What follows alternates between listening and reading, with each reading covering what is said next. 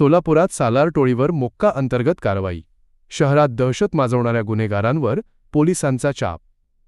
2 जुलै रोजी नई जिंदगी परिसरात उसन्या पैशावरून सुरू झालेल्या वादात फैसल सालार आणि त्याच्या साथीदारांनी एका तरुणावर चाकूने हल्ला करत परिसरात दहशत निर्माण केली. या प्रकरणी MIDC पोलीस ठाण्यात गंभीर कलमांखाली गुन्हा दाखल करण्यात आला. तपासादरम्यान उघडकीस आले की फैसल सालार, टिपू सालार, जाफर शेटे, अनीस रंगरेज उर्फ पापड्या, अक्रम उर्फ पैलवान कय्यूम सातखेड व वसीम उर्फ मुकरी सालार हे 6 जण गेल्या 10 वर्षांत 7 पेक्षा अधिक गंभीर गुन्ह्यांत सामील असून संघटित गुन्हेगारी टोळी म्हणून कार्यरत होते.